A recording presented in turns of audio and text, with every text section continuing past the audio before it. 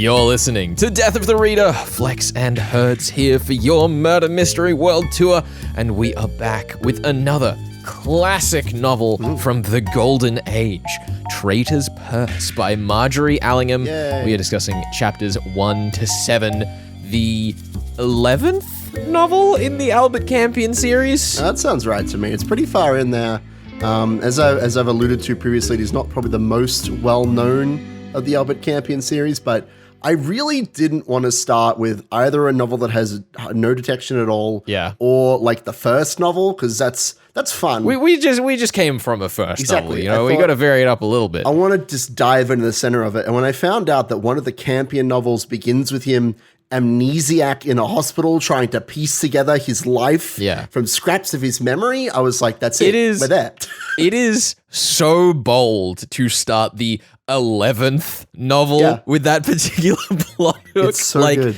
You know, Jason Bourne, the Bourne identity begins at the very opening with him being an amnesiac, not knowing how he has all of these skills, not knowing how he knows where all of these pieces of equipment that he's left around Europe have been, you know, scattered. But in the 11th Albert Campion novel, we're kind of reintroduced to him from scratch as he re-meets himself, and it's incredible, to be honest. It's honestly so exciting watching him go from, because the opening of the book is not just that he has amnesia in hospital, but apparently he's killed a police officer, so he has to like MacGyver his way out of that situation. He like finds a fireman's outfit. He considers like stashing hair clips and things. Like it's crazy. It's crazy. He basically fumbles his way from one situation to the next. He figures out he's being followed by a car. He fears the worst. Finds out it might be his wife behind the wheel, but like he's not even sure of that. He's not even sure of his own name. I think that the sense of fun in this novel, even though we are like, you know, we're set in London during the wartime, there might be some political undertones going on here. And whoa, hold your horses. We'll there been political undertones in a war novel? But like Allingham is committed to keeping things relatively light and fun. My favorite part of this novel is how she often describes people like, she talks about Campion like he's a cat burglar like all the time. Yeah. And she's often describing the city itself like it's a person. Clearly she has a lot of love for like London, and I mean, this isn't technically in London. This is set in a town called Bridge, but like, which has no bridges. Exactly, it has no bridges. But like, it's a made-up town. It is the Britain town, and clearly she is excited to tell us the atmosphere of a half country, half metropolized town. It's like what we're here for. Wow, weirdly analogous to the United Kingdom in a strange way that I'm sure will have no bearing on the rest of the plot. I'm sure it won't. Also, I do want to say before I lose my train of thought, I love how, because she keeps describing things as having eyes and having presences, like the car, the headlight, like everything drives the paranoia that Campion is feeling every second of his life. There is such high tension in this novel because he's constantly tripping from wire to wire. I love it. It's so fun. One thing that you do get out of that is that there's this really nice play between the familiarity that Allingham clearly has in writing all of these characters and new information that you get because he's relearning everything. There is a almost ruthless efficiency to the way that we find out things, but it never feels sparse, and I kind of really enjoyed that. Well, I think what really makes the balance work, like for this as an amnesiac story, is that Campion, as far as everybody else knows, he's the only man who both can solve everything and knows everything. Yes. But in reality, he knows nothing. And so characters are both completely comfortable with just spilling all of their beans. You know, they're going to tell us about the secret history behind the town and like the Mason Society that exists here. Whoa. But also, he's like, what day is it? And the characters are like, why would you need to ask that? I don't understand, Campion.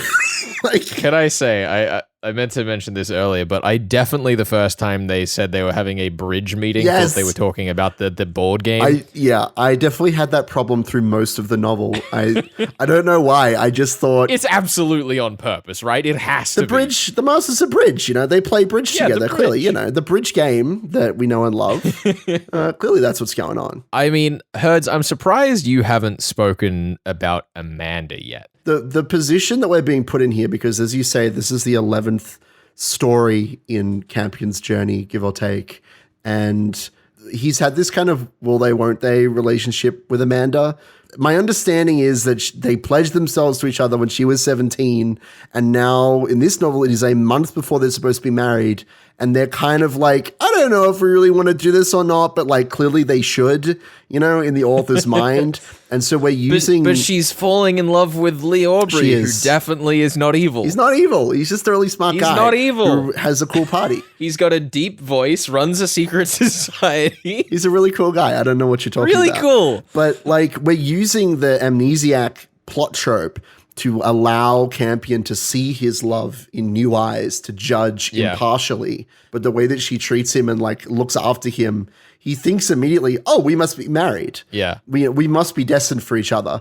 And then when she says, actually, I'm thinking we won't get married, it basically kills him. He's basically a dead man walking. I suppose we should talk about that secret society, the Institute of Bridge. Yeah, the Institute, yeah. It's this like kind of weird two-sided thing where it has been reinforced through public money, but is also like probably way more flush with cash than it should be for that being true. Well, it gives the impression of a house that has a lot of age to it, where a lot of the property, a lot of the furnishings have been kept around because they've just always been there.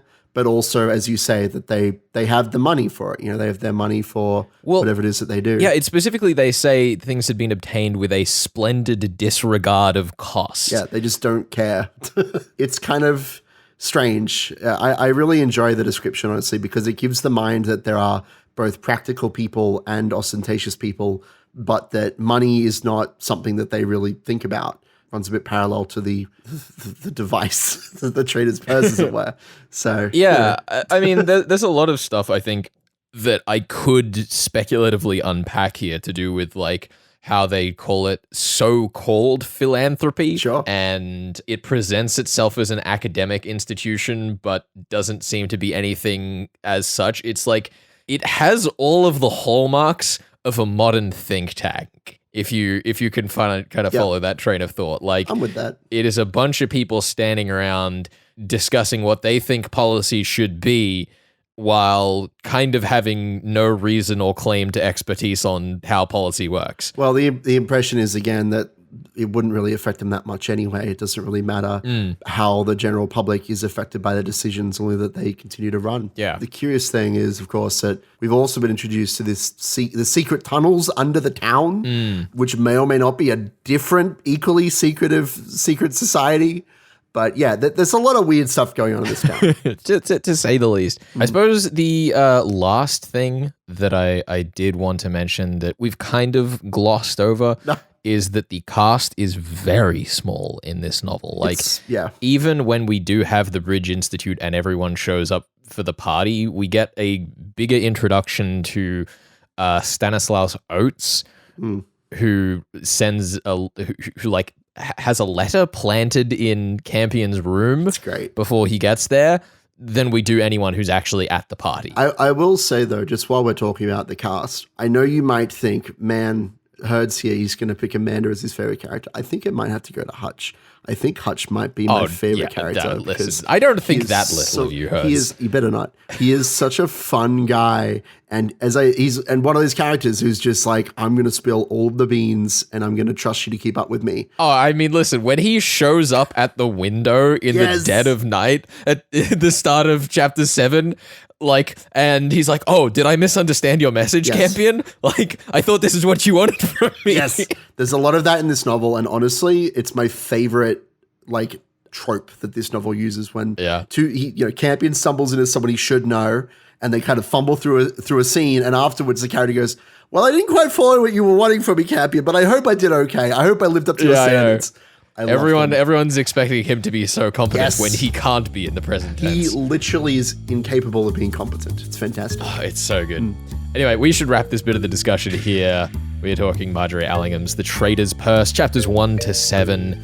Stick around. This is your Murder Mystery World Tour here on 2SER 107.3. You're listening to Death of the Reader. Flex here with you here on your Murder Mystery World Tour, and I am currently joined by author Pamela Hart, ahead of the Bad Sydney Crime Writers Festival, at which Pamela is appearing for both a panel and a workshop. We'll have details about that up on the podcast and talk a little bit more about it coming up, but I've also got Pamela on to talk about her latest release in the Poppy McGowan series, An A-List for Death. Pamela, it's so good to have you here on the show. Thank you. Welcome to Death of the Reader. Thanks very much, Flex. Now, there is an extended version of this where I have a few other things to ask. But here on the show, I wanted to get into your background as a children's television show researcher, which is a background you share with Poppy.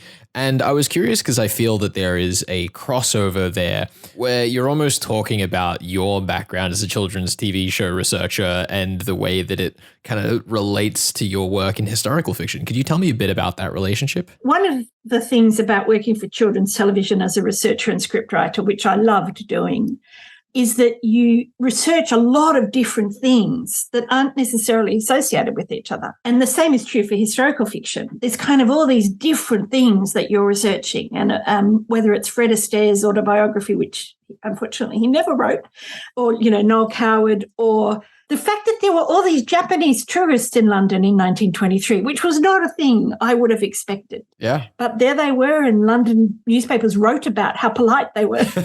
So, yeah, you find yourself a bit of a jack of all trades. You're looking at a lot of different kinds of things across a very wide range. And I think in that sense, they're alike. But also that being driven by curiosity. It's the same. That's why I love both jobs. You get to find stuff out. Well, yeah, I suppose the obvious follow-up question from there is, do you feel like you turning to detective-style fiction with Poppy was inevitable after going through that journey in your career? Look, I feel that now, but I didn't feel it when I wrote the book. The first book, I had come out of doing a lot of research into nursing in World War I for Desert Nurse, and the book's not grim, but some of the research was quite grim, and I just wanted to do something fun. And my friend Ron, who is Alex in the book, he said, "Why don't you write a murder mystery? You love murder mysteries." And I went, "Yeah, I do actually." And so I kind of just wrote it for fun. But when I look back and I think about I have always read crime. You accumulate as you go through things like the job I had that was like Poppy's and the historical. You accumulate all this information about the world and about your city, my city. And I think crime is one of those genres, one of the few genres where you can use all of that. Yeah, I thought it was so interesting as well, the way that in both books you've kind of put like a twist on the standards of the genre without explicitly like breaking the mold in a way that a lot of modern crime fiction tries to do. The tweaks that you've made are so insightful, I find, to the way that the genre kind of operates. So often in murder mystery, one of the kind of key things that the detective is playing against is like either the culprit will escape or they will strike again. Yes. And the thing that having Daisy still alive in An A-List for Death does that I thought was absolutely genius is that you set up right from the start when we established that she's lost a bit of memory that she could get it back sometime soon. So there's this like ticking time bomb of she might remember what happened to her and thus the culprit is compelled to act again. Indeed. And I don't know if you noticed that there is, once you find out everything, if you look again at some of the hospital sequences, you'll see that she was in danger there. Yeah. But Poppy didn't realize it at the time. That was certainly one of the things, was that, how many times can this poor woman be attacked? I didn't, other things happen, obviously, and other people die, but I didn't want her to be a victim. And partly that was selfish because I really love her. She's a great character. She's one of my favorite characters ever. And she kind of came out of nowhere, really. I mean, my Auntie Mary is based on my Auntie Pauline, who had the life that I describe for Mary. She was quite an amazing person. But Daisy Daisy just kind of came out of nowhere. And I love her, and I want to see her again. I suppose the next thing that I wanted to speak about was Bad Sydney Crime Writers Festival, who have kindly afforded us the opportunity to speak today. You've got two events going on. First is Mystery Writing, The Victim is the Story. That's the workshop. The other event is a panel discussion called And Now for Something Slightly Different with Sue Williams, yourself, Benjamin Stevenson, facilitated by Andy Muir. Yeah. And one thing that's really curious to me is the different avenues that each of you have taken to kind of do that same thing. I'll use you and Ben as an example here. Sure. One thing is like Ernest in Everyone in My Family Has Killed Someone is a character who brings absurdity to situations that are mundane. He is really the problem child of his own story, and that creates a really interesting adventure. Whereas Poppy is so explicitly the opposite to me, where she is a completely normal person thrust into a situation that makes no sense. It's like, she is that character who has walked into a detective novel and gone, what am I doing here? Yes, very much so. And I think, people have said to me, is this a cozy mystery? And I don't think it is a cozy mystery in American terms, because that they tend to be much more saccharine and also much more restrained in characters and relationships, and, people are not supposed to have sex and stuff. Shocking. I know, shocking. But it does have some of the elements of that in that it's an ordinary person who is the sleuth.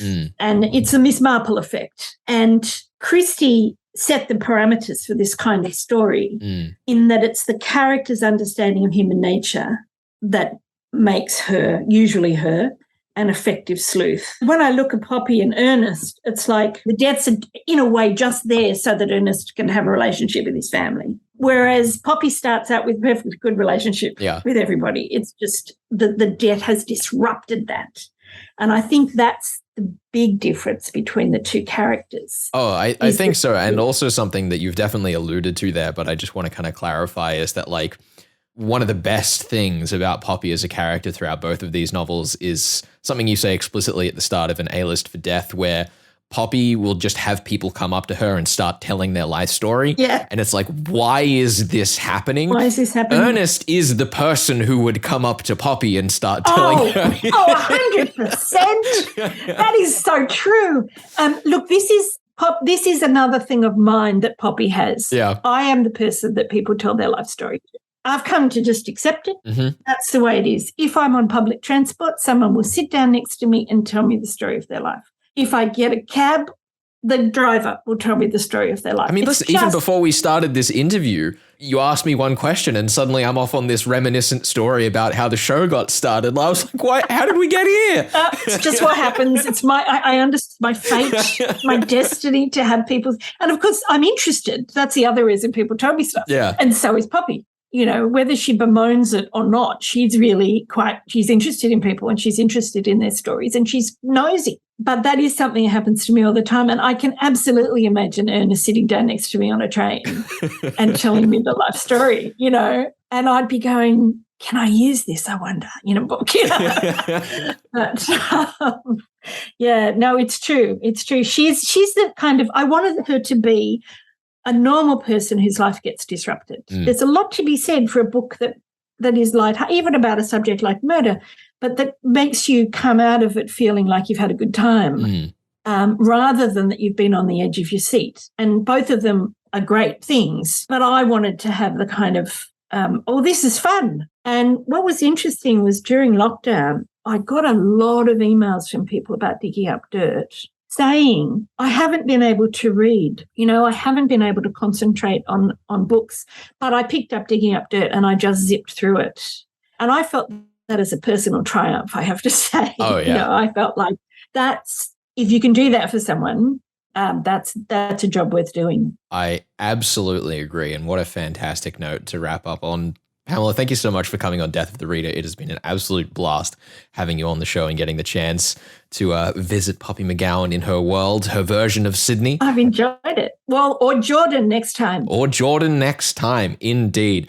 We will have links up on the podcast to And Now for Something Slightly Different and The Victim is the Story, which are both happening at the Friday of bad Sydney Crime Writers festivals. So go check that out if you are going to be in attendance this year, or you can join online for at least the panel, I think. I'm not sure about the workshop. Yes, I think you can for the panel, you can't for the workshop. We're face-to-face workshop. Who would think? Who would have Wow. thought? We'll have those details, as I said, up on the podcast. This is Death of the Reader, your murder mystery world tour. More of Margery Allingham in just a second. Stick around.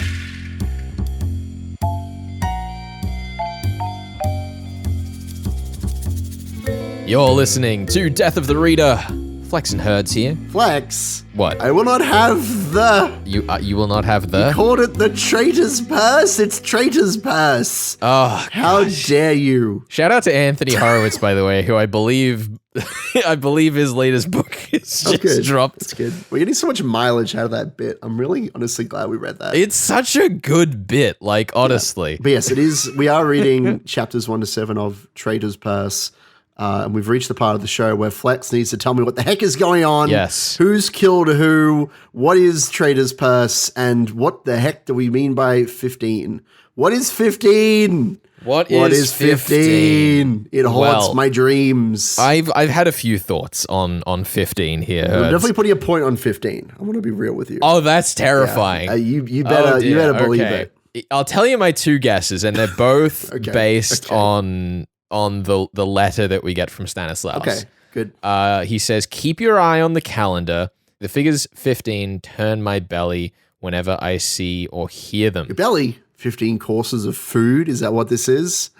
We've cracked the case. It's written a bit like a riddle. It is a bit. My two top guesses is that it is one, a timer, like he observes that Thursday 15th is 2 days away from where the novel begins. Mm-hmm. Perhaps there is a clock that he needs to wind back by 15 seconds to open a safe. Uh-huh. He's got 15 minutes until the bomb goes off, and secretly he's already failed, and that's what was the cop dying. That would be very sad, wouldn't it? Yeah, that is the more open-ended, not really sure where I'm going side of that theory. The other side of it, because it's a novel set in the war, is that he's referring to M15 or MI5 for military intelligence. It's possible. I mean, as we've said, he's a bit of a spy. I don't really know more than that, but I think it's the two most reasonable explanations that I have for how little information I have at the moment. You know, we've seen 15 on cars, we've seen 15 on street signs on doors, but that has to all be red herrings, right? Right? It's too many of them to not be red herrings. Wasn't Anscombe's house like number 15? I'm just saying. And Mr. Pine seemed interested by that number too. What if Pine is a member of MI5? Oh, you reckon he's like a contact that's he's supposed to meet He's with? the MI5 contact for Campion, clearly. Do you want to tackle this murder? We've got Mr. Anscombe, Robert Anscombe, apparently, who has deceased. He had a trip on the stairs out the front of his house, apparently. I believe that this is Aubrey, right? Why? Because they arrive at Aubrey's place. Yeah. Don't meet Aubrey immediately. Is that correct? I mean, they spend some time, I think, breaking in the back door. Yeah. Memory serves, so that they can get And into some then clothes. Aubrey and comes suit. in and greets him later after he's getting dressed. How long do you think it takes to get dressed, though, to get into a suit? I'm not so worried about how long it takes for him to get dressed, so much as that Okay. if they drove from Anscombe's, Aubrey followed behind them Ooh. and arrived thereafter, the timelines match up. He has no alibi in this narrative. This is true. For the death of Anscombe. I like it. And the physical description that we have of the culprit being tall, muscly, and strong, swinging a lead pipe, as is determined by Campion's subconscious. It's true. He does have a flash of brilliance. He's like, I understand this. I've seen The Matrix. It's incredible. Mm-hmm. Yep. The only other real character I have to suspect is Pine. Yeah, he's like there when Hutch shows up to talk about the death and kind of comes over to listen. So he's my B suspect because maybe he's like, oh no, what mistakes did I make that I can clean up for later, which is maybe how we'd catch him down the road. Maybe. Plus, how else is Campion supposed to get the girl? Oh my goodness. If Aubrey doesn't go to prison, well, Ben? don't you know that in all previous novels, whenever he has a lady he fancies, they end up either the criminal or getting taken away or murdered, I believe. Yeah, but that's how he establishes how strong of a character he is, by realizing that his love to this girl that he promised to wed at her age of 17 isn't as important as justice. I was going to say you were feeling very romantic there, but I take it back. You went full justice. I can't believe you've done this. I can't believe you've ruined everything for me. I guess my question is, with all this talk of, you shush your mouth, with all this talk of secret societies, like what is going on here? Why is Anscombe even being killed at this stage? Why is that happening? I want to say that he was probably a contact. For who and what purpose?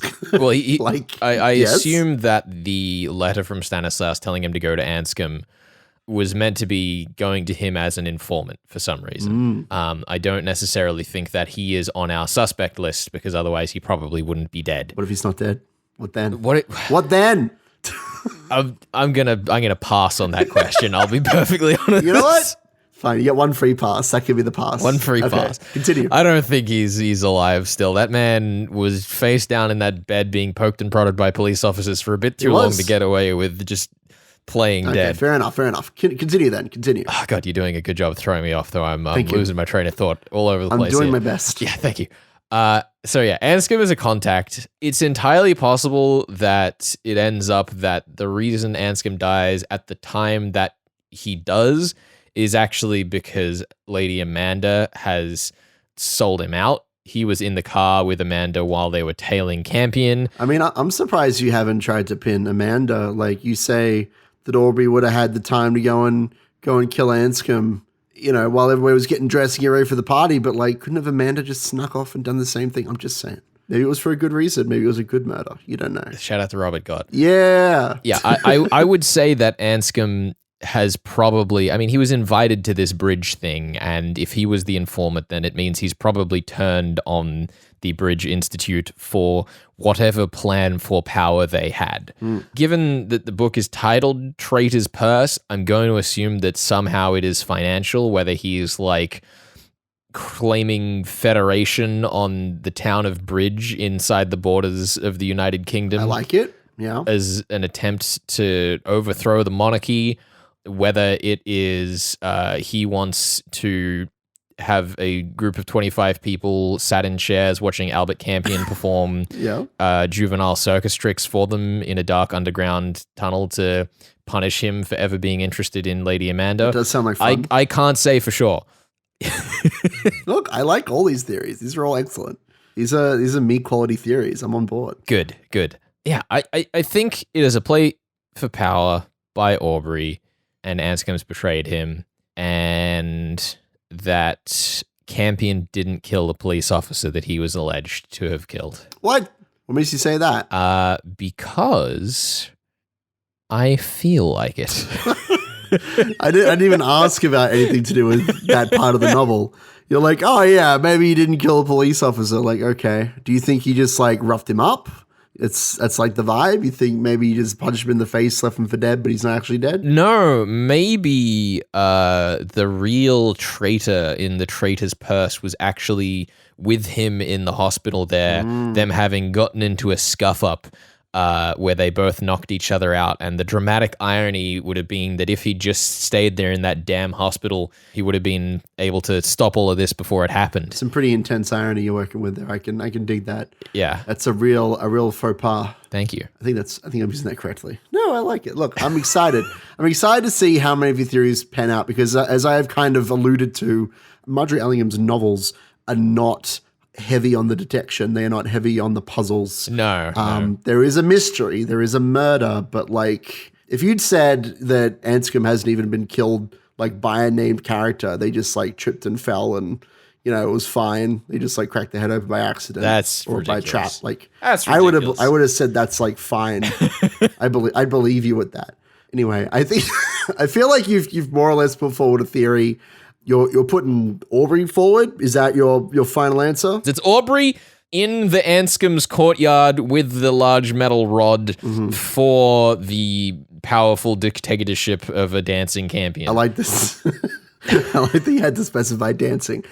You will have a similar stretch of chapters to kind of dig into things. because next week for the I almost did it. I almost said it. You almost said it. I'm keeping that in. No! Next week for Traitor's Purse, we'll be covering chapters 8 to 14, and we'll see if you can figure out what the great scheme is, the great hubbub, before it's too late. Uh-oh. Oh, ticking clocks. It's going to be great. I look forward to it. Herds, Flex. bid the audience farewell. Thank you for listening to Death of the Reader, Traitor's Purse. It has been wonderful. It's a really good time. I miss London. It's good to be back. This is your Murder Mystery World Tour. We'll see you next time.